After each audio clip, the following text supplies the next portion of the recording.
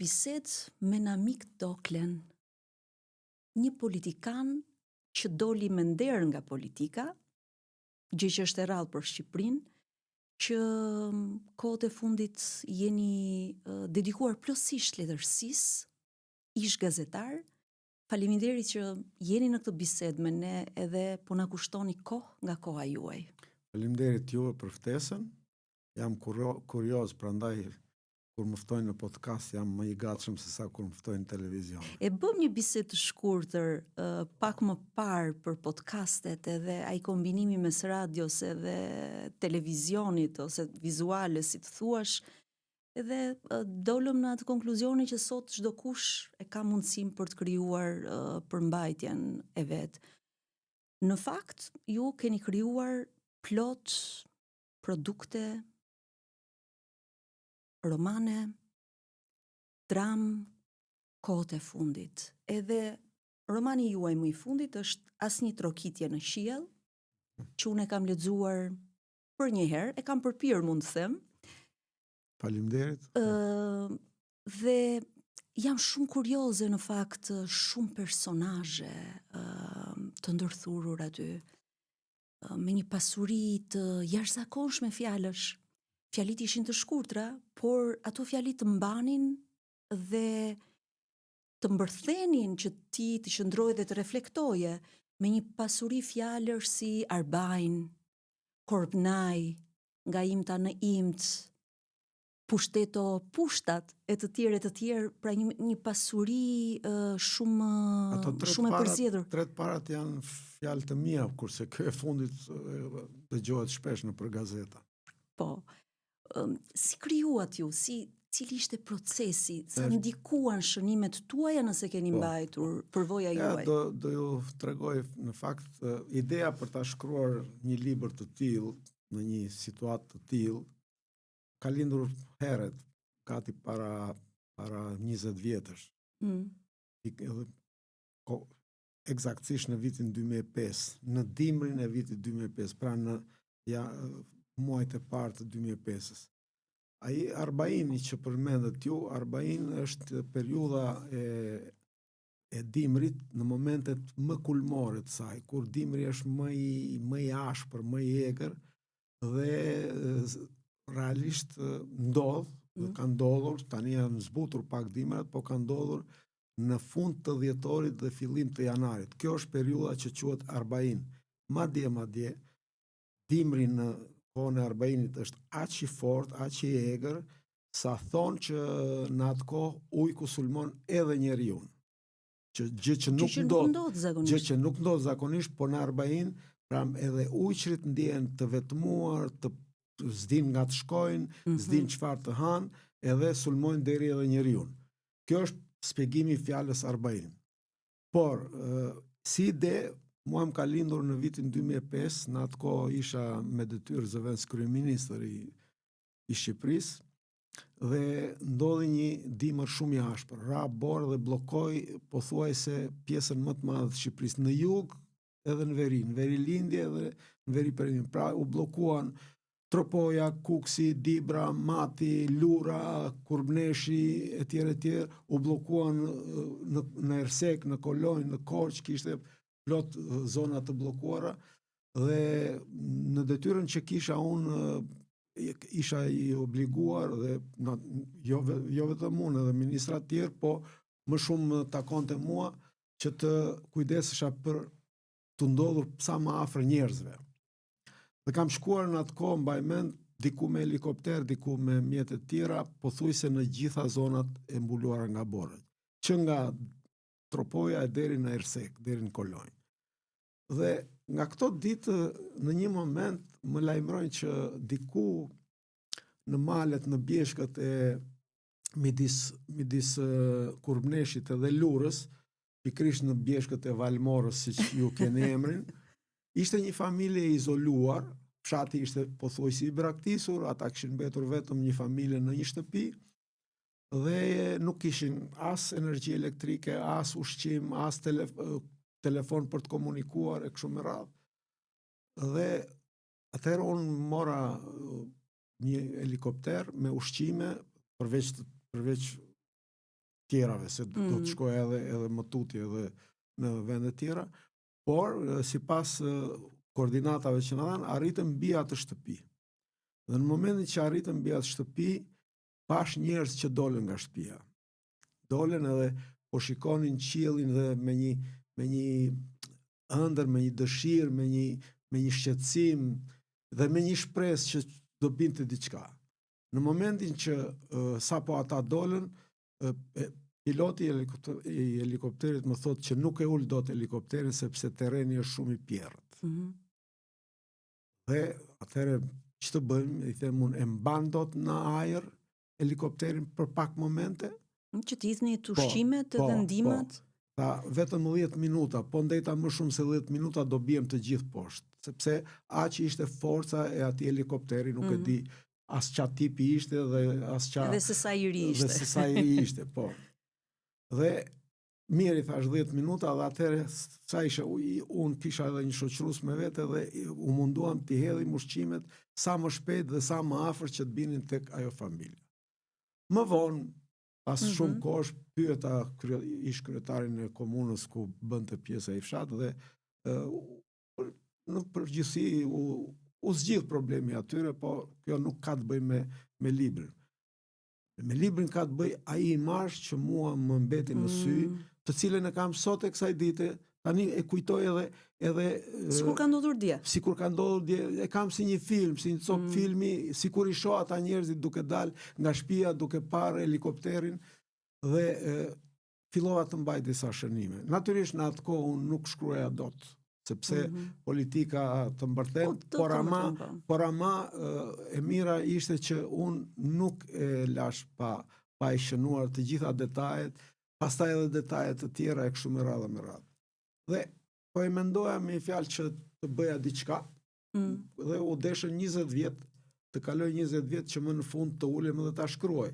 Mua më ka ndodhur shpesh, kështu që një temë ta bluaj në vetvete për kohë të gjatë, ka raste edhe që jam ngritur si somnambul dhe natën për të shkruar, po. Natën për të shkruar, për shembull romani Ditët e lakurigjeve të natës, kështu është shkruar, pa e menduar fare, vetëm më shkrepi diçka dhe u ula, fillova, e shkrova dhe mbarova për një kohë caktuar.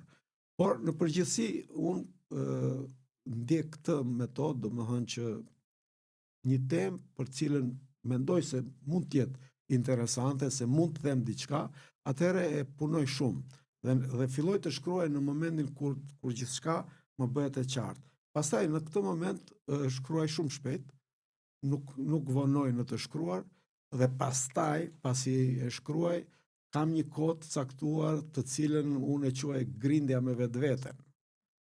Grindja me vetveten në kuptimin çka kam shkruar, si e kam shkruar, çka kam thënë, si e kam thënë. Si mund ta kisha bërë më mirë. Po, si mund ta kisha bërë më mirë dhe fillon gërshëra edhe pret. Zakonisht shkruani në shtëpinë tuaj? Në shtëpi shkruaj në një dhomë të vogël që kam si bibliotek.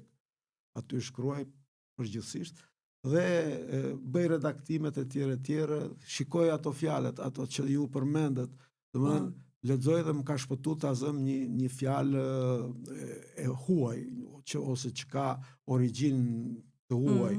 Për shembull, imt, pasimte, mund të thuash edhe qast, por qasti nuk është njësojve se.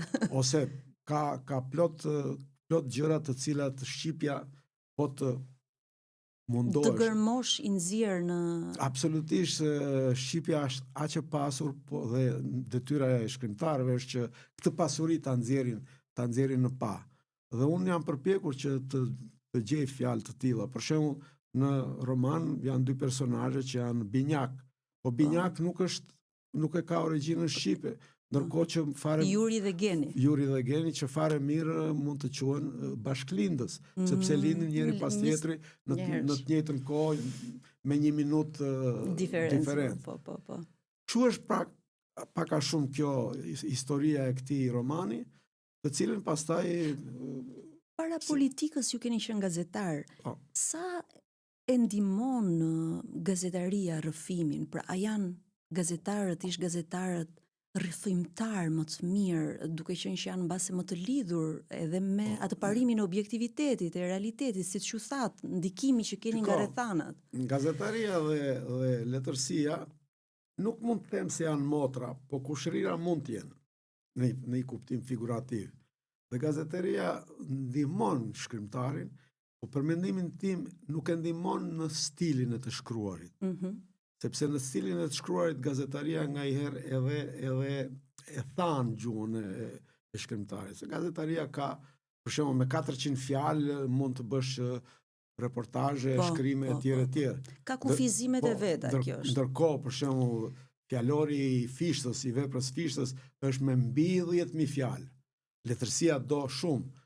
Mua, për shembull, kur kam qenë gazetar dhe kam filluar të shkruaj, pa ta bërë një dramë të cilën e lexoj kadare dhe tha që kujdes me gjuhën se gjuha e letërsisë është krejt ndryshe nga gjuha e gazetarisë.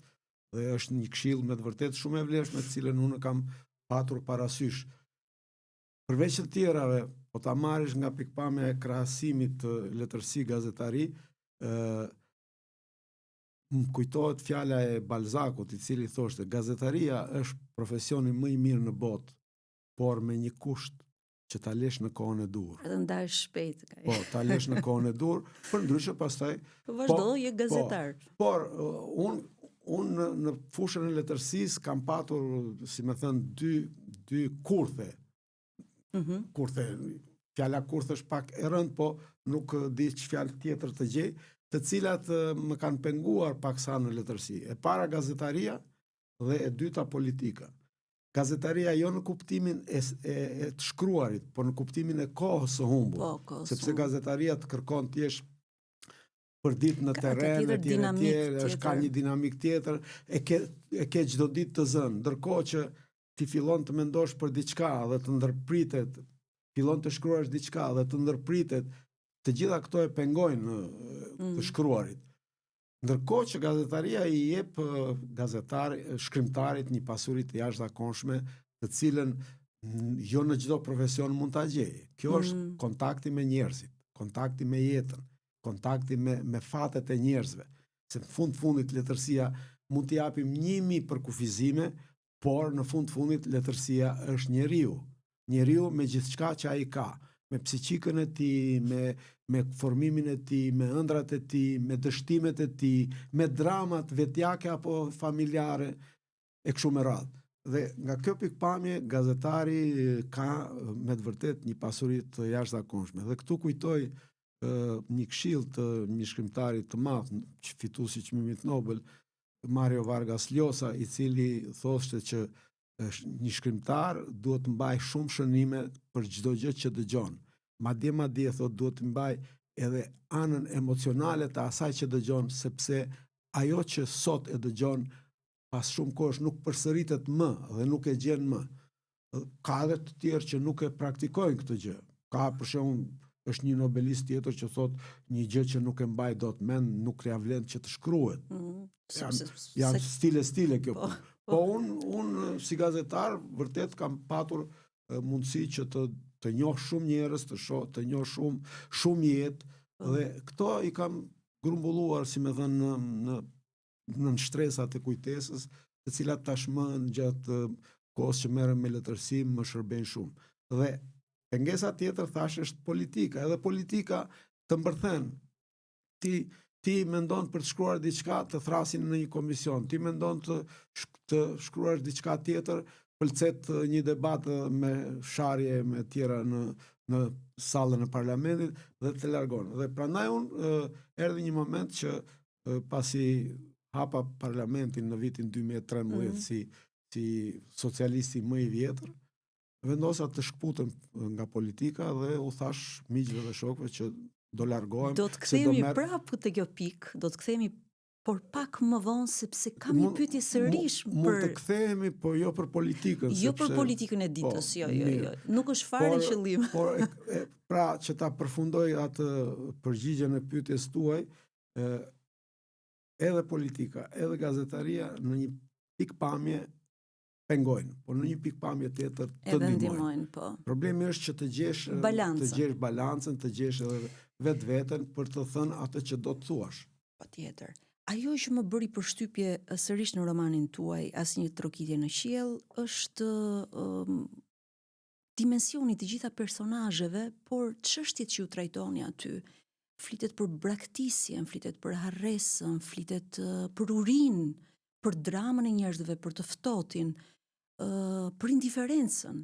Dhe në një moment thash sa i pamëshirshëm autori në fantazinë e tij, po në fakt a jeni ju të pamëshirshëm në fantazinë tuaj, apo ne vërtet kemi trashëguar ca vese si shoqëri? Nuk ka të bëjë me mëshirën apo pamëshirësinë e autorit, po ka të bëjë me mëshirën apo mungesën e mëshirës në jetën tonë. Madje thelbi i atij romani, për mendimin tim, të paktën kështu e kam menduar unë kur e kam shkruar, është që të trokas tek njerëzit për të shmangur, për të ikur indiferencës që kemi sot ndaj njeriut, ndaj jetës së tij. Sepse në fundit jeta e njeriut bën letërsi të mirë. Kjo jetë, natyrisht jo jetë lulesh, a kupton, po jeta me gjithë kontradiktat, elementet që e përbëjnë atë e kështu me radhë. Dhe thelbin e romanit unë e kam thënë që në faqen e parë. Jo në faqen e parë të romanit, por në 4 citimet që kam bërë në roman. Citimi i parë vjen nga poema e jashtëzakonshme Iliada e Homerit, i cili thot: do vi një ditë Ilioni i shenjtë do të zhduket. Citimi i dytë është nga Gjergj Fishta, Perëndia ndjeve, zuzarët na lan pa dhe. Citimi i tretë është nga Günter Grass, fituesi i çmimit Nobel me romanin Daulja prej Llamarine, i cili thot: askush nuk duhet të vdes nga uria, askush nuk duhet të ngri nga të ftoftit. Dhe citimi i katërt është një proverb shqiptar, për mua i jashtëzakonshëm: mos kërko dredhza në arbain. I pari ka të bëj me citati nga Homeri, ka të bëj me atë që jemi të gjithë të shqetësuar, që disa gjëra që ky popull i ka patur si të shenjta kanë filluar të humbasin, kanë filluar të shuhen. Pra, e shenjtë ka qenë mikpritja, e shenjtë ka qenë besa, e shenjtë ka qenë dashamirësia, e shenjtë ka qenë kujdesi për tjetrin dhe jo indiferenca ndaj tjetrit, ndaj hallave të tjetrit. Dhe këto cilësi aty këtu kanë filluar të humbasin. Kemi filluar të bëhemi shumë metropolitan.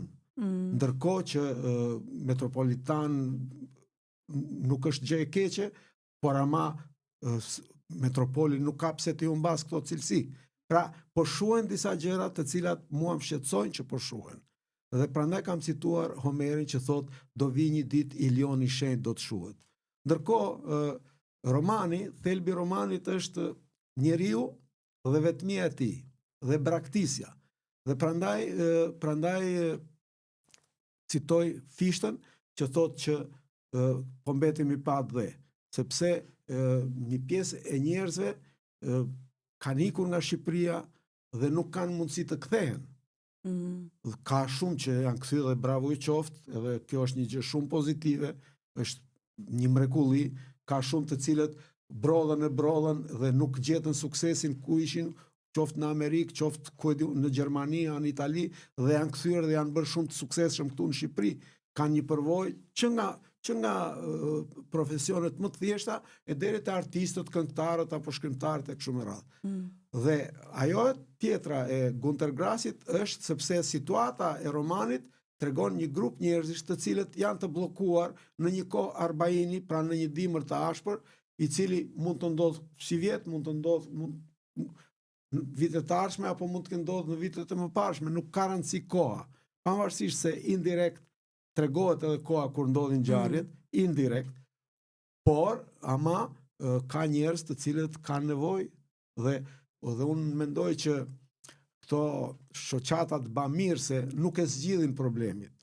Shoqatat bamirëse bëjnë edhe punë të mira, punë të lavdrueshme.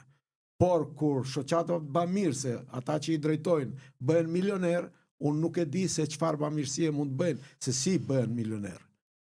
Me bamirësi, edhe bëjnë një pjesë ja u japin njerëzve dhe pjesën tjetër qojnë kush e di se ku, nuk e kuptoj këtë gjë. Por nuk është ky problemi. Jo bamirësia, po shteti, shoqëria, organizimi i tillë i shoqërisë që njerëzit të ndjehen mirë në vendin e tyre, të ndjehen mirë në shtëpinë e tyre, të ndjehen mirë në fshatin e tyre. Se në fundit, qofse dikujt i mungon ujë, do kërkoj ujë. Qofse dikujt i mungon ushqimi, do kërkoj ushqim. Qofse dikujt i mungon ajri, do kërkoj ajrin. Dhe atëre ne si shoqëri duhet luftojmë kundër mungesave që njerëzit të ndjehen mirë. Dhe duke u ndjerë mirë, shoqëria do të ketë një zhvillim shumë të qëndrueshëm dhe shumë më të suksesshëm. Dhe nga kjo pikpamje është e tëra kjo që thash. Dhe e fundit fare, fjala popullore shqiptare, mos kërko dreza në arbain, është një gjë e trisht dhe i them tjerë unë që shiko, mos kërkoni gjërat të cilat si gjeni dot në këtë shoqëri, në këtë sistem.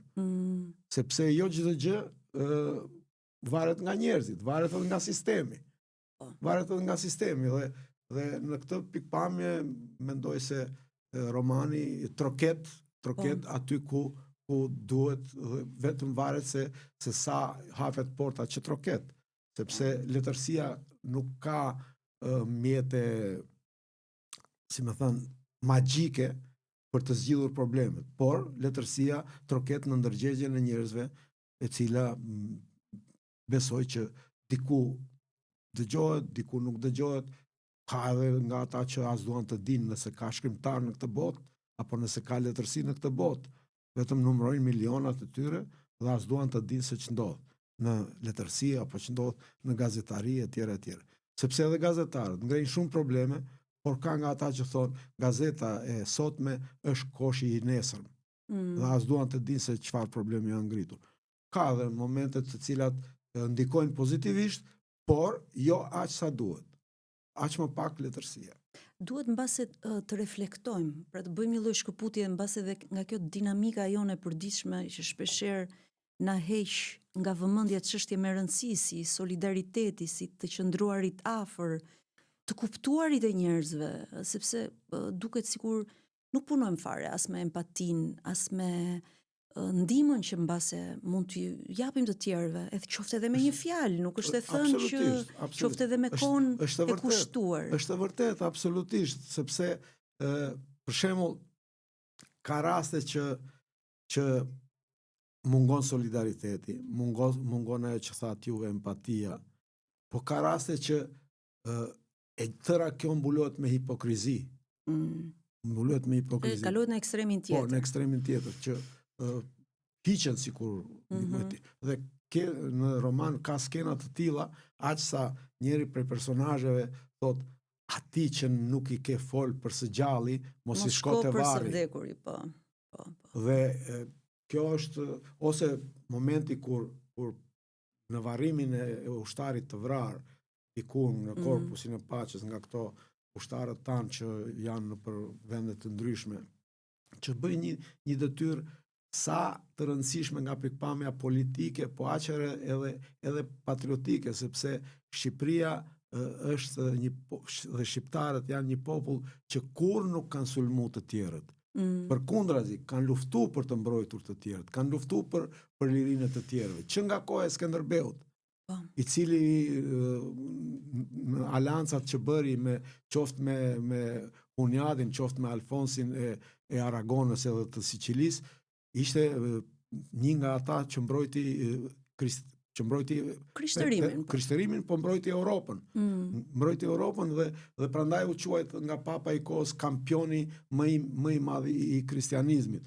Ose kemi vullnetarët e luftës së Spanjës, në të cilën janë vrarë 16 shqiptar, që nga heroi i popullit Asim Vokshi e shumë të tjerë, që tregojnë shpirtin e liridashës të shqiptarëve.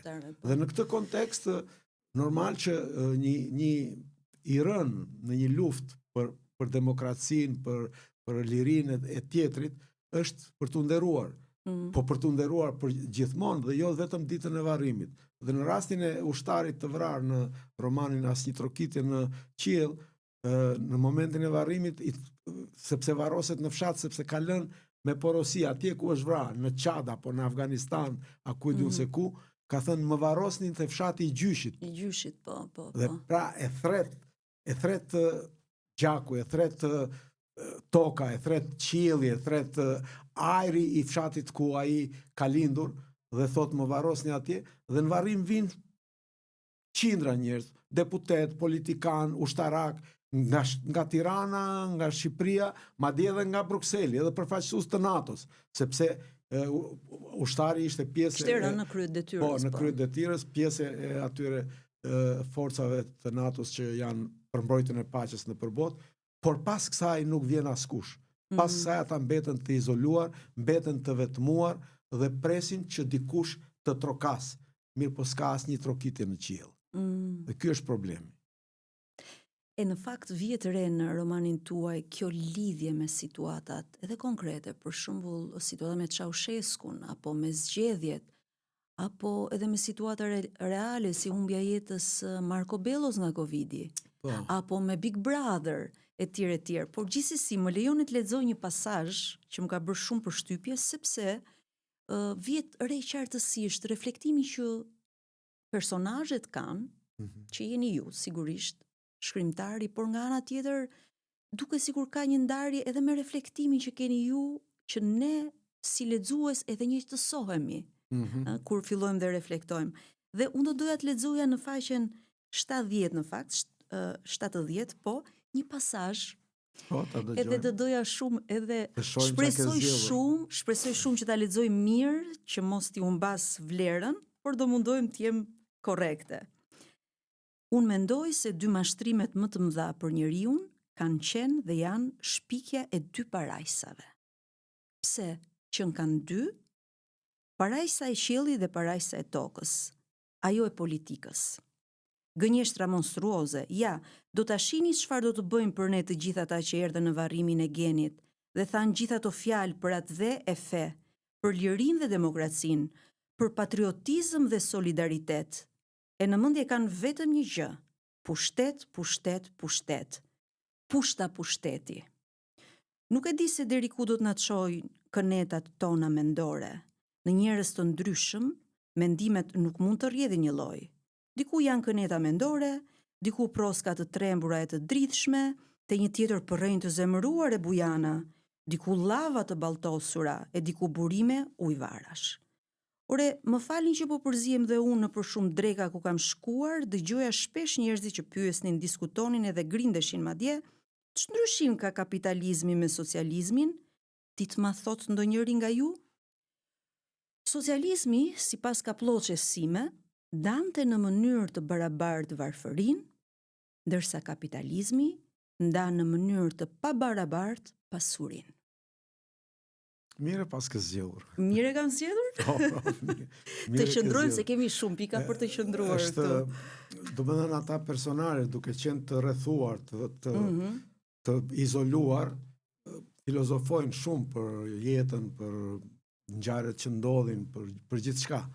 Sepse realisht ata janë personazhe të cilët shikojnë jetën tonë nga kënde të ndryshme. Po. Siç e keni vënë re gjatë leximit, njëri personazh është një polic burgu, i cili tregon jetën e burgut, kujton sepse por që janë bashkë dhe ka një lidhje organike me njëri tjetrin. Po. Tjetra është personazhi tjetër është Varbuksja. Varbukse vjen ke parasysh kur një që s'ka asnjë mundësi, i themi pabuks. Dhe kjo ishte një pabukse sepse nuk kishte mbetur fillikat vetëm, as fëmijë, as burr, të gjithë, dikush në emigracion, dikush i humbur, dikush i pakthyer etj. Me radhë, dhe pa shtëpi, pa katandi, dhe pra kishte mbetur pa bukse. Dhe ndërkohë, një ditë prej ditësh e uritur ndalet përpara shtyllës ku vjen lajmërimet e vdekjeve. Dhe lexon për një vdekje, orarin e varrimit, dhe niset dhe shkon në varrim, pa e njohur të vdekurin.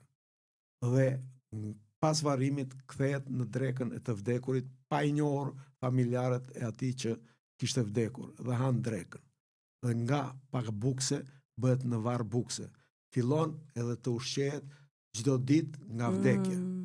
Pra ka një gjallënim nga vdekja dhe shkon çdo ditë e shikon kush ka vdekur sot dhe kjo pra tregon një element të jetës tonë, pra nuk ka të tillë person njerëz. Unë njoh një dhe jo grua siç është në roman, po njoh një burr të tillë për fat të keq të tij, e kupton? Dhe por ama është një figurë, një metaforë që tregon se ka njerëz të cilët janë midis jetës dhe vdekjes, si midis patkojt dhe kullrës, e kupton?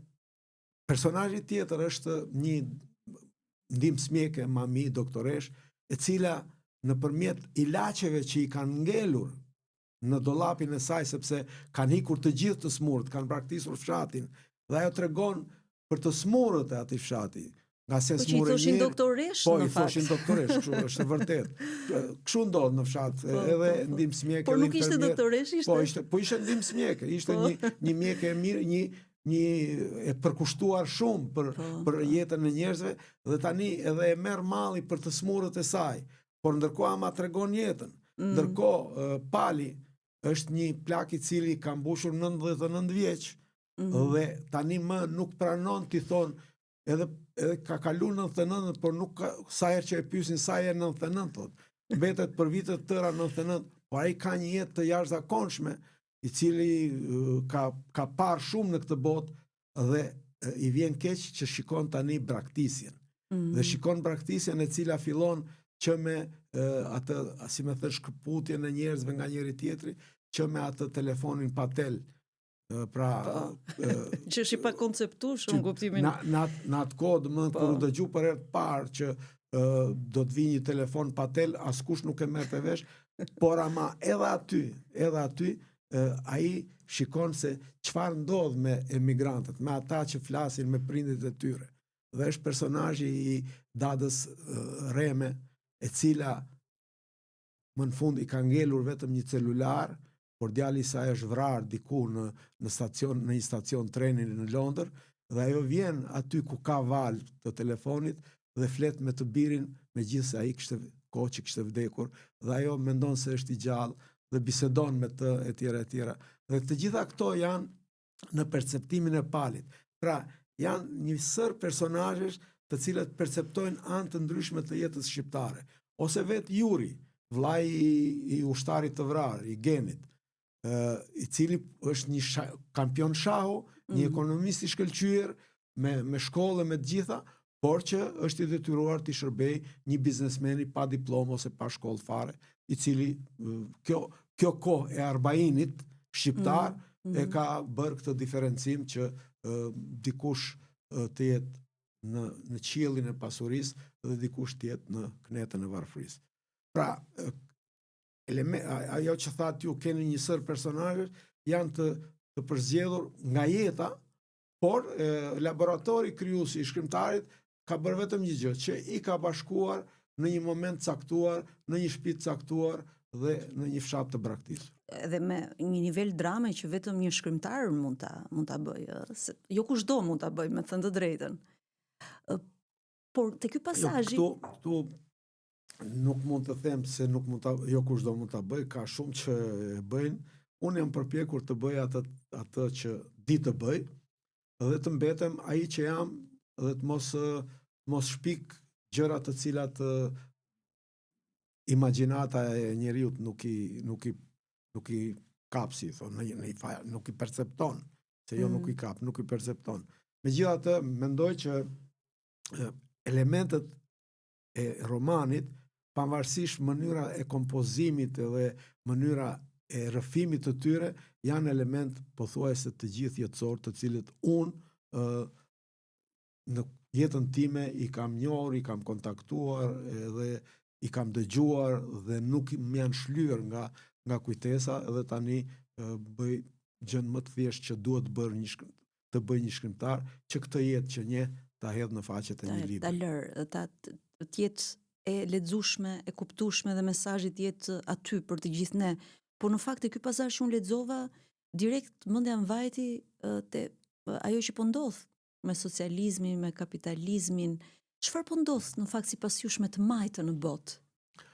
Nuk mund të bëj analiza të tilla sepse që nga momenti që unë kam lënë politikën dhe jam kushtuar letërsisë, normal që lexoj, dëgjoj etj, por nuk kam informacion të tillë që të bëj analiza, sepse po bëj 9 vjet që jam shkputur nga politika, kështu që është vështirë të jap ndonjë gjykim për këtë. Më mirë është të lexoj. T'japin ata që janë aktual?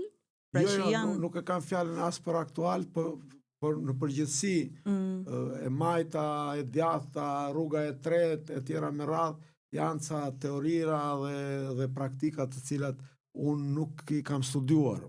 Jo, për shembull kam lexuar plot gjëra të kësaj natyre dhe ndoshta është vendi me që bët pyetje, është vendi që të citoj Felipe Gonzalesin, i cili ishte për 14-15 vjet kryeministër i Spanjës, dhe kur mbaroi mandatin e tij të fundit që e morën të tjerë, u mbyll në një shtëpi në një vilë me një gazetar të shquar të Spanjës, Cebrian, i cili është themeluesi i gazetës më të madhe spanjolle El País, dhe qëndruan disa ditë, po ndërkohë në shtëpinë e tyre ishin montuar mikrofona në çdo vend ku ata atje ku hanin, ku bisedonin etj. Pra i kishin montuar vetë ata. Vetë ata. Vetë ata dhe bën një bisedë të lirshme. E kuptoj. Dhe gjithë këtë bisedë të 2-3 ditëve për të gjitha këto, për të majte, për të djathte, për etj, këto i zbardhën dhe u doli një libër, të cilit i kanë vënë një titull shumë interesant. E ardhmja nuk është ajo që ishte. Pra, qofse ne para 20 vjetësh kemi menduar për një të ardhme, tani pas 20 vjetësh shohim që nuk është më ajo që menduam ne. Pra, bota ecën aq shpejt, aq ashtu sa për të bërë analiza duhet të jesh i fokusuar në mënyrë të përditshme. Dhe nga kjo pikpamje unë mund të them vetëm kaq, që edhe Shqipëria, e ardhme e Shqipërisë, nuk është ajo që ishte.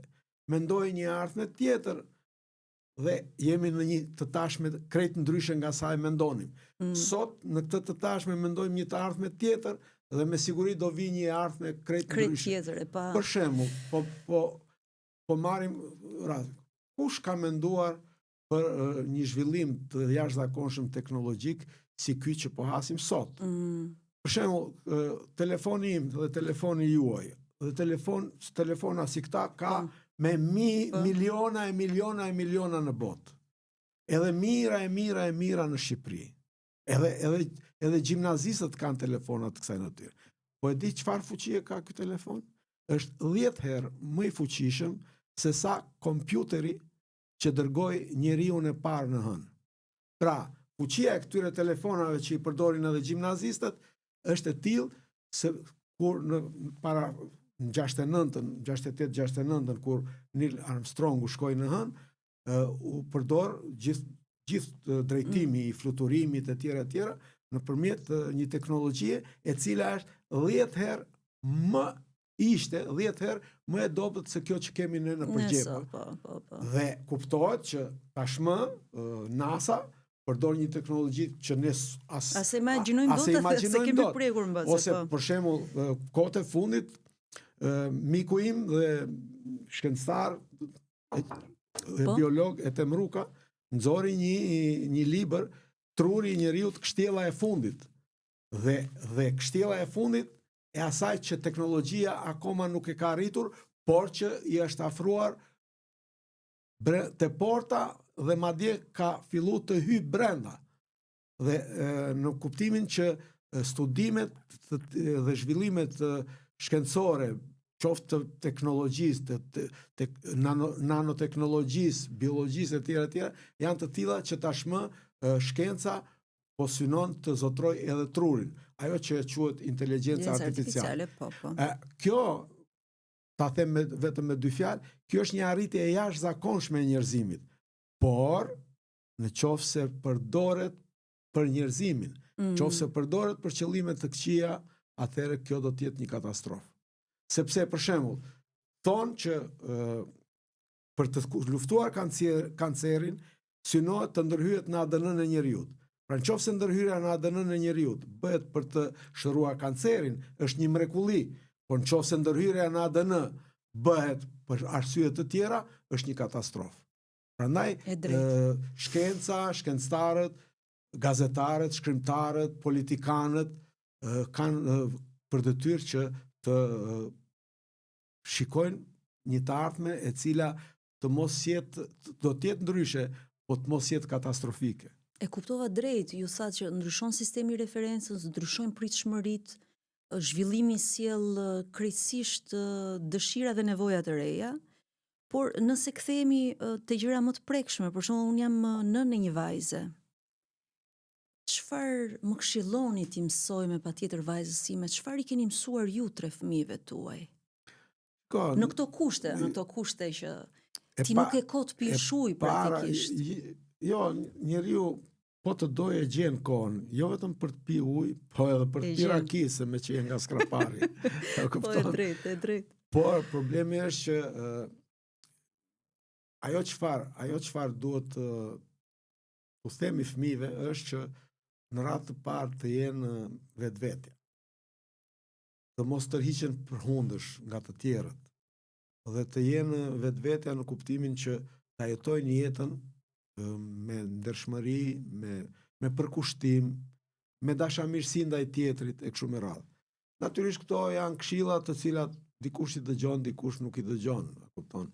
Unë për shembull nuk po flas për s'po hyj në çështje familjare se nuk kam dëshirë shumë të futem në këtë, po për shembull isha në një seminar para pak ditësh, u bë gati një muaj e ca, një seminar që Fondacioni Anglez Westminster për Demokracinë, I financuar nga qeveria angleze, nga ambasada e Mbretërisë së Bashkuar këtu në Tiranë, dhe bëri seminar për deputetët e ri të sapo zgjedhur të parlamentit. Dhe ftuan 2 deputet me përvojë, kemi qenë për shumë kohë në parlament, unë nga e Majta dhe ish ministri I Partisë Demokratike Eduard Halimi nga e Djata, për të folur për si është politikë bërja, çfarë është, si bëhet, si organizohet, si realizohet, si kontrollohet, dhe me fokus kjo politikë bërje sidomos në luftë kundër korrupsionit. Dhe unë thash një gjë që I bëri përshtypje një specialiste ndërkombëtare që kishte ardhur apostafat për këtë seminar, që lufta kundër korrupsionit sa vjen e bëhet më e vështirë, sepse vetë lufta kundër korrupsionit ka filluar të korruptohet. Dhe ky është një element shumë delikat. Dhe ndërkohë deputetët që merrnin pjesë bënin edhe pyetje dhe ndonjëri thoshte çfarë na këshilloni, siç edhe bëhet edhe ju pyetje, dhe unë u thash pikërisht këtë gjë. E para, jini vetvetja. Sepse nëse ju tërheq përhundë politika e ditës, nuk mund të bëheni kur politikan, por do të jeni ca njerëz të tërhequr pas qerrës e tjera.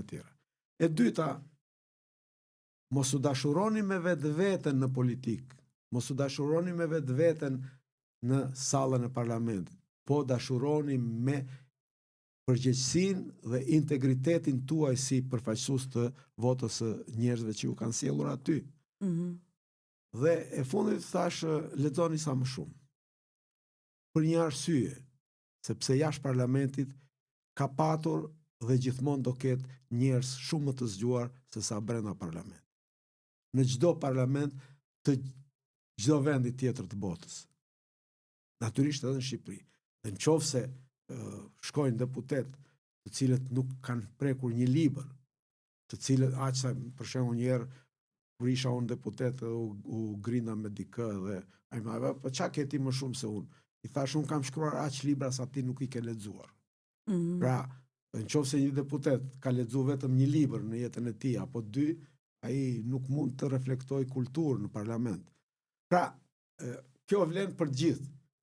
Vetvetja, modestia dhe kultura. Këto janë 3 element të cilët mund ta ndihmojnë njeriu të ecë përpara, qoftë ky fëmia, fëmia nipi, juaj mbesa apo apo i fëmijët e shumë me radhë. tjerëve. Megjithatë, unë desha që ti tregoja edhe një herë për publikun librat tuaj, sepse i kam këtu në studio, pasi trokitje në shihet, shikoj që ke 4 romane, po 4 romane, ndërkohë ka 10 gram nder, 3 romane të mungojnë, nuk i po ke, që se janë kam bërë 7. kryesisht romanet e lidhur me zonën e Gorës, Po. me e di cilat Shumë mungojnë. mirë, shumë mirë. Koler në kohë të Jo, dashurisë. mirë që mungojnë se kam folur shumë për ato romane dhe më mirë Megjithatë, edhe mund mos ta shmangim Gorën për gjithë atë pasuri që zona ka. Mirë, po me që kam folur shumë. Covid 1984, intertekstualiteti është evident. Absolutisht. Dhe natyrisht nuk e di nëse ju dëshironi të tregoni një moment tjetër nga romanet tuaja. Qoftë edhe ato që na mungojnë këtu në tavolinë. Ato 3 romane që mungojnë realisht janë Saga e Gorës, Vajzat e Mjegullës, Lulet e Skajbotës dhe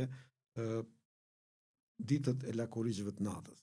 Dhe ato janë, besoj dhe janë edhe më të njohura sepse janë botuar të parat. Madje romani Vajzat e Mjegullës është përkthyer në 6-7 gjuhë të huaja. Tani po përkthehet edhe në polonisht. Po ashtu edhe Lulet e Skajbotës është përkthyer në gjuhë të huaj. Ditët e Lakurigjve të natës po është përkthyer në turqisht, bosnjakisht dhe tani po përkthehet edhe në spanjisht. Dhe nuk po zgjatem me ato. Ndërkohë që këto 4 romanet që kanë ardhur njëri pas tjetrit, Koler në kohë të dashurisë u kushtohet poetëve të vrarë apo të pushkatuar, dhe jo më pak atyre që u vranë në thojza shpirtërisht. Dhe aty citoj unë vargje nga Frederik Reshpja, që ishte një nga poetët më të mirë, por që u strapacuar në mënyrën më skandaloze dhe është si ai që poeti që shkruan një nga klasikët e letërsisë greke, që Perendit thot, me qëllim u japin vuajtje shkrimtarëve që të bëjnë vepra të mira. Kjo është një thjesht për të. Ndërkohë Covid 1984 është në qendër është Covidi, por Covid-19 84, sepse gjithë kujtesa e romanit është kujtesa e vitit 1984, që kujton edhe romanin e Orwellit. Por që janë njerëz të cilët Covidi i ka bashkuar në një spital. Pra, është e njëjta teknikë që kanë përdorur tek asnjë trokitje në qiell, që dimri ka bashkuar disa njerëz në një pikë caktuar, dhe në romanin Covid 1984 është pandemia që i ka bashkuar dhe ka bashkuar gjelatët me viktimat në të njëjtin spital, dhe aty zhvillohet, si më thënë, subjekti i atij roman. Lehtësisht.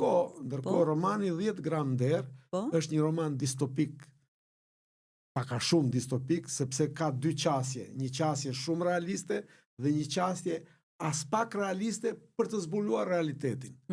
Dhe ideja është që unë jam nisur edhe këtu, siç u thash çfarë, nga një ngjarje e vërtet, që më ka, si më thënë, ngjarje e tillë që është si një gur i vogël që hidhet në borë dhe pastaj pak nga pak rokulliset dhe bëhet një lloj orteku. Dhe një miku tim, kur ka qenë i vogël, fëmijë, i ka ndodhur një ngjarje e tillë që një nga njerëzit e afërt të tij, të cilit i morën triskën e frontit, dhe familja i tha, aman kërkoi falje atij zyrtarit të lartë që e ke fyer dhe prandaj të kanë hequr triskën, se na le pa biografi.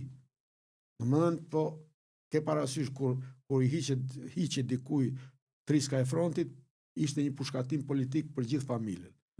Dhe ai tha, jo, nuk i kërkoj falje. I kam thënë të vërtetën dhe nuk mund të gënjej të them një gjë që nuk është e vërtetë tashmë e t'i kërkoj falje.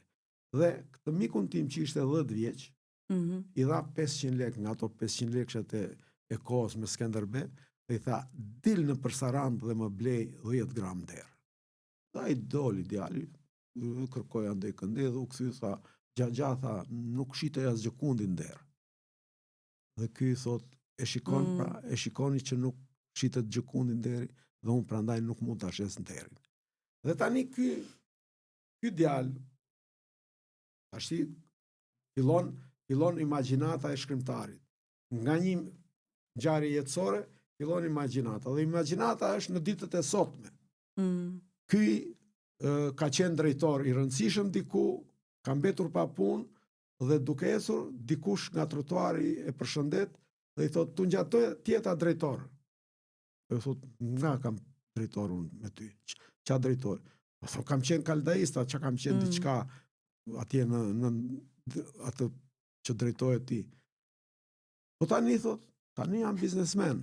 Dhe ky thot, po si ka mundësi, thot, ti që s'na ngrohe kur që nge bërë biznesmen, thot, drejtor, thot, është shumë e kollajt, shumë e lehtë për t'u spjeguar.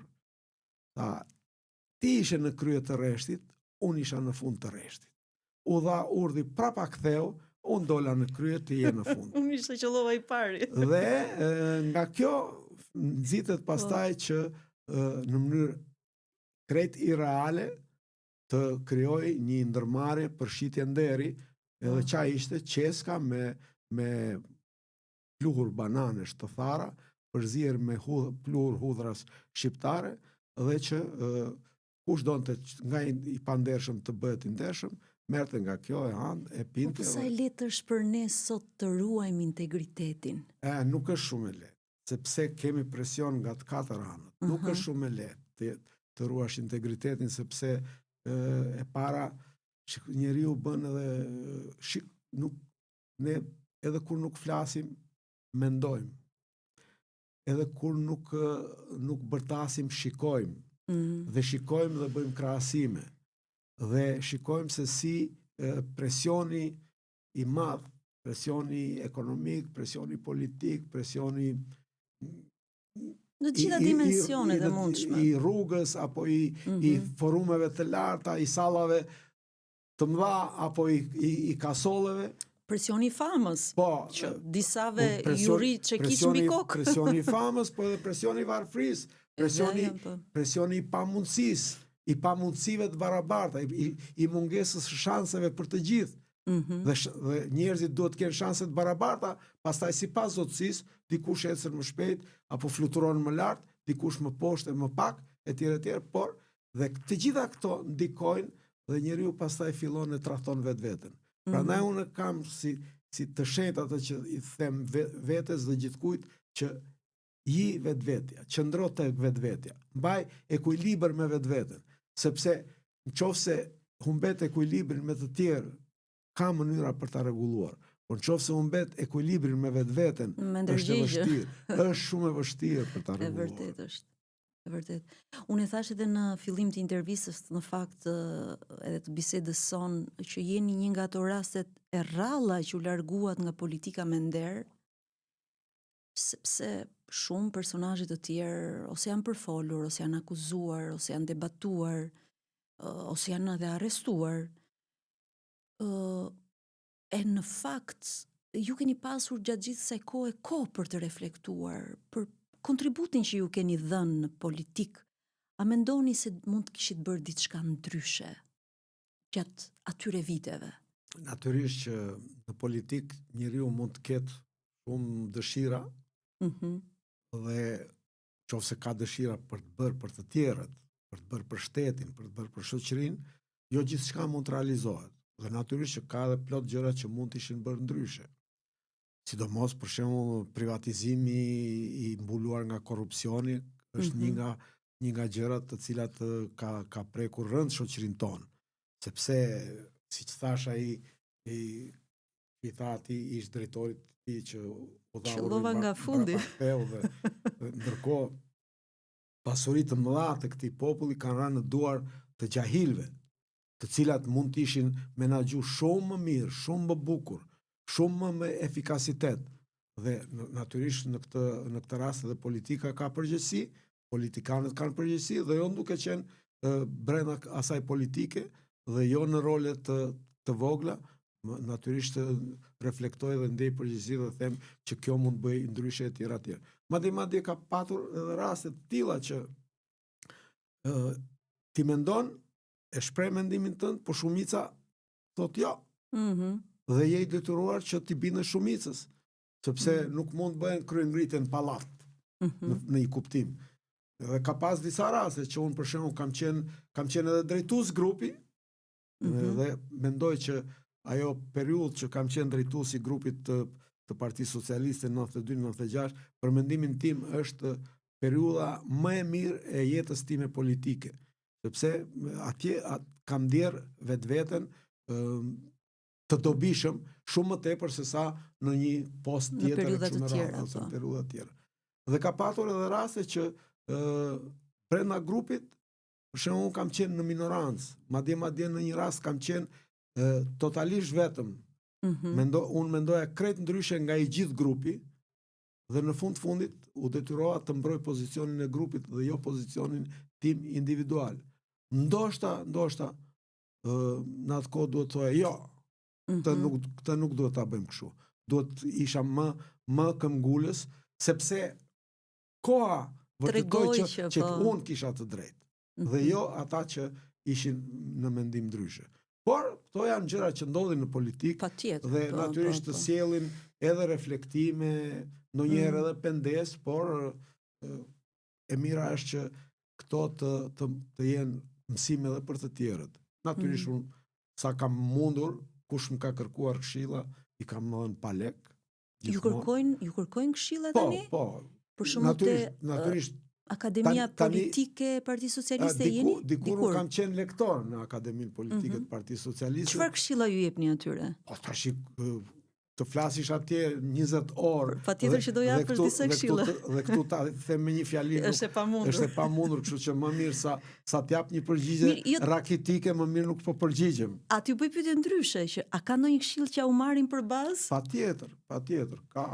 Në shumë raste natyrisht i ndukur ralluar, sepse edhe unë jam i angazhuar në disa gjëra të tjera, por edhe kam biseduar shpesh herë për shumë gjëra, qoftë për zhvillimin ekonomik të vendit, qoftë për zhvillime të tjera të politikës jashtme, sepse unë realisht jam marrë me politikën e jashtme, gjithmonë kam qenë antar në Komisionin e Politikës Jashtme dhe mbi të gjitha kam qenë përfaqësues i Shqipërisë ose i Kuvendit të Shqipërisë më saktë në organizma ndërkombëtare si Këshilli i Evropës, Unioni Ndërparlamentar, Asamblea Parlamentare Frankofonisë. A kujtoni në kohën juaj në kuvend ndonjë moment të vështirë për t'u menaxhuar? Ju ka ngelur në kujtesë në një moment vërtet shumë i vështirë për t'u menaxhuar? Ka shumë. Unë kujtoj shumë, po kujtoj vetëm një rast, i cili vërtet ishte tepër i vështirë, sepse u krijua një moment një krizë bankave shqiptare, kur unë isha kryetari i kuvendit. Kriza ishte e tillë që filluar humbi besimi i shqiptarëve të bankat dhe filluan të tërheqin kursimet. Dhe kjo mund të filloi dha shenjat e një orteku financiar që do përmbyste tërë sistemin bankar shqiptar. Dhe kjo ishte me pasojë shumë të rënda ekonomike. Dhe opozita në atë kohë mbajti një qëndrim as po as jo, as mish as peshk. Dhe domethënë që le të merren këta, le të vrasin veten këta. Por nuk ishte problemi që po vrisnim ne vetëm një grup deputetësh, por po vetvritej shoqëria shqiptare, ekonomia shqiptare e tjerë. Dhe natyrisht tek Partia Demokratike, si sot e kësaj dite, vendoste Sali Berisha. Unë ndërkohë bisedova me disa kryeministër ishte Majko. Pandeli Majko, unë isha kryetar kuvendit. Dhe bisedova me disa nga mendet e ftofta dhe nga njerëz që e njihnin këtë problem. Bisedova me Ridvan Bodën, që ishte specialist i financave. Bisedova dhe me Bamir Topin, që ishte kryetari i grupit parlamentar të Partisë Demokratike. Që ku vemi? Ku do të shkojmë? Ku do të shkojmë jo ne, po ku do të shkojmë të gjithë? Dhe Bodja, si specialist, më sqaroi se çfarë rreziku është në portat e Shqipërisë. Një rrezik i jashtëzakonshëm financiar, por që binte pastaj gjithçka tjetër. Dhe atëherë i them unë Bamir Topit, në cilin kam qenë koleg për shumë vite, dhe kemi mbajtur marrëdhënie shumë respektuese ndaj njëri tjetrit, i them, a mund të na thrasësh doktorin, të ulemi ta bisedojmë këtë punë? Edhe u mblodhëm. Berisha, Majko, Bode, Topi dhe unë. Kam përshtypjen se ishte edhe kryetari i grupit ton në atë kohë Arben Malaj, edhe ai financier që e njihte shumë mirë problemin. Dhe bëm një bisedë të gjatë, dhe më në fund jam mbushëm menden edhe doktor Berishës, dhe miratuam një ligj që mbronte kursimet e qytetarëve dhe u ndërpre ky erozion i jashtëzakonshëm që mund të na çonte në një shkatrim të pakthyeshëm. Dhe natyrisht ka shumë raste të kësaj natyre me faktorë të tjerë, por unë e tregova këtë për të thënë që ka momente në të cilat majoranca dhe opozita duhet të bashkëpunojnë patjetër kur është interesi i vendit, kur është interesi i popullit, kur është interesi i zhvillimit demokratik dhe integrimit të Shqipërisë. Një mësim të tillë na e kanë dhënë shumë, po unë kujtoj fjalimin e zonjës Hillary Clinton në Kuvendin e Shqipërisë, kur ishte sekretare shtetit. Dhe ajo tha që, dhe tregoi disa raste që me kundërshtar të saj politik, me të cilët ishte përplasur fort, kur vinte problemi për të zgjidhur për interesat e gjithë Amerikës, atëherë bashkëpunonin dhe natyrisht opozita madje duhet të gjejë mënyrat për të qenë edhe më e fortë, për të shkundur edhe majorancën, se ngaherë kur ka opozitë të dobët majoranca rahat, por rahat edhe bie edhe pa pritë pa kujtuar edhe rrëzohesh e thyn këmën, a dorën, a kujtu se çfarë. Por gjithsesi për disa elemente të kësaj natyre duhet të merren vesh kështu me radhë. Dhe këtu besoj që përvoja e deputetëve, ata që janë me përvojë, duhet dinë dhe duhet të veprojnë në mënyrë të tillë që të zgjidhen këto lloj problemesh pa u politizuar në ekstrem. Sepse ka thënë Churchilli një fjalë shumë bukur, besoj se e ka thënë Churchilli, më 99% mendoj që ka thënë Churchilli, që politikanët dallohen në dy lloj politikanësh, ata që mendojnë për të ardhmen e vendit dhe ata që mendojnë vetëm për zgjedhjet e ardhshme. Politikanët e mirë janë ata që mendojnë për të ardhmen e vendit dhe jo për zgjedhjet që bëhen pas 2 vjetësh apo pas 4 vjetësh e kështu me radhë. Dhe mendoj që ky duhet të jetë një parim që ta udhëheq aktualisht politikën sot, politikën tonë, dhe besoj se me këtë i bëj një mbyllje të mirë problemit të politikave. Më ngacmuat për pyetjen e fundit në fakt, sepse vizualisht unë kujtoj tani se si ka qenë kuvendi kur kuvendonte Dritroa Golli. Dhe sot jemi krejtësisht në kushtet të tjera. Sot jemi në kushtet kur deputetët saktuar nuk din kuptimin e fjalëve që. A mendoni se këto plejada politike, dhe kam të drejta mendoj unë si qytetare, si gazetare, si njeri që jetoj në Shqipëri, që Shqipërinë nuk e bën më të mirë se që la Ramiz Alia? Ja, nuk mund ta themi këtë, sepse ka shumë gjëra të cilat kanë ecur jashtë, janë zhvillime të cilat janë shumë të dukshme. Mjafton të krahasosh buxhetin e shtetit shqiptar. Sa ka qenë 1 miliard, tani është shumë fishuar, dhe kjo tregon zhvillim. Vendi është zhvilluar dhe zhvilluar në drejtimin e dur. Jo me ritmin e dur, jo me zgjidhjet e duhura gjithmonë, por është në drejtimin e dur, është në rrugën e integrimit drejt Bashkimit Evropian, dhe jemi sot më afër se kur pranë Bashkimit Evropian. Pra, po ta marrim në një plan makro, Shqipëria ka bërë hapa shumë të rëndësishëm përpara. Por në një plan më mikro, po i them, më të ngushtë, ka edhe si më thën, prapambetje ose si më thën, stagnacione të cilat nuk duhet të ndodhin. ajo që ju përmendët drejtoroja Gollin, kuptohet, drejtoroja ishte drejtoro. Dhe çdo krahasim qalon, kështu që edhe Se krahasimi zgjidhim aso kohë deputet më të mirë se ç'kemi sot. po Më me peshë, më me autoritet. Varet nga zgjedhjet e partive. Varet nga zgjedhjet e partive, plus që Këtu pa ofenduar disa deputet që sot e natyrisht, kanë ata autoritetës, ka diskutim. Që mendoj se në këtë rast është ide e mirë që të paksohet numri i deputetëve. Është ide e mirë? Po, është shumë ide e mirë, absolutisht, sepse e kanë hedhur po edhe diskutohet. Rama edhe të Pse tjerë. mendoni se është ide e mirë? Po sepse realisht Shqipëria nuk ka nevojë për aq deputet. Nuk ka nevojë për deputet që rrin kot, që dredhin zinxhirin, paradite nga e majta në të djathtë dhe pasdite nga e djatha në të majtë. Pra, duhen aq deputet sa janë efikas për të bërë ligje të mira, për të ngritur probleme të sakta dhe për të gjetur zgjidhje adekuate, zgjidhjet e përshtatshme për çdo problem që lind në shoqëri. Dhe për këtë, natyrisht mjaftojnë 100 deputet, po që janë deputet. Dhe jo gjoja deputet. Dhe mbi të gjitha, parlamenti nuk ka nevojë për numër të madh deputetësh, po ka nevojë për mendje të mëdha. Dhe mendjet e mëdha të jenë brenda parlamentit, por të dëgjohen sidomos mendjet e mëdha edhe jashtë parlamentit. Sepse në qoftë se ne bëjmë një reformë ekonomike dhe nuk pyesim ekonomistët më të mirë që ka Shqipëria, reforma do të qaloj. Qoftë se ne duam të bëjmë reformë në shëndetësi dhe nuk pyesim mjekët e shkëlqyer që ka Shqipëria, reforma do të qaloj. Qoftë se ne duam të bëjmë një reformë, po themi të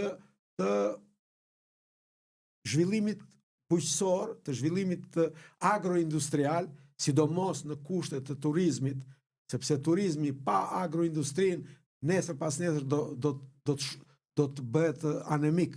Dhe në qoftë se ne nuk u drejtohemi pikërisht këtyre njerëzve që punojnë dhe punojnë shumë mirë, ka njerëz që punojnë shumë mirë në këtë fushë, në agroturizëm, dhe këtë përvojë ta çojmë po i them në gjithë segmentet e këtij zhvillimi, atëherë kuptohet që nuk do të zgjidhen probleme. Pra, për ta mbyllur, gjithmonë mbetem me faktin që deputetët janë shumë të rëndësishëm, deputetët mund të jenë shumë të mençur, por jashtë parlamentit ka më të mençur se ata. Dhe një deputet i mençur është ai që kërkon këshillën jashtë parlamentit. Natyrisht, edhe parlamenti ka këshilltar dhe ata luajnë një rol të madh. Po këshilltar që të dinë të këshillojnë, jo, dhe shefa që të dëgjojnë këshilltarët. Se s'mund të themi që mund të këshilloj një ministër apo një deputet apo një kryetar komisioni, një djalë 24 vjeçar apo 30 vjeçar. Për çfarë do ta këshilloj? Çfarë përvojë ka një 24 vjeçar që sapo ka dalë nga shkolla? Vërtet mund të ketë mbaruar një shkollë të madhe, mund të ketë mbaruar edhe Harvardin. Por akoma nuk ka bërë kontaktin e asaj që ka mësuar me atë që është në jetë. Në momentin që e bën këtë kontakt, atëherë kuptohet që ai do bëhet një specialist dhe një këshilltar i përkryer, por jo që në hapat e para. Ke parasysh që s'po hyj të tregoj shembuj të kësaj natyre, sepse janë shumë, por ai që këshillon duhet të di. Ai që këshillohet duhet të dëgjoj. Sepse kuptohet që nëse merr një këshilltar 24 vjeç, edhe po të mos e dëgjosh, i prishet puna as atij, as ty, po i prishet punës. Kështu që sa e vogël u duk kjo studio sot, nga pesha që ju keni, nga pesha e fjalës, ju falenderojmë shumë që ishit me ne, edhe që e zhvilluam këtë bisedë lirshëm. Unë kisha pak frikë nëse disa pyetjeve nga politika do t'i përgjigjeshit apo jo. Jo, por ju falenderoj për pyetjet i bëre me kujdes që mos të hyjmë në politikën e ditës. Jo për gjë, po në politikën e ditës nuk është se e ndjek. Unë me politikën e ditës merrem pak, sepse siç e biseduam kam edhe shumë punë tjera, e jetoj politikën, e respektoj dua që të kem informacion, por jo për të hyrë thellë në analiza të thella. Kështu që pyetjet tuaja ishin korrekte dhe përgjigjet mia ishin korrekte. Kështu ka thënë Hemingway. Nëse ti më bën një pyetje jo korrekte, mos prit përgjigje korrekte. Faleminderit shumë.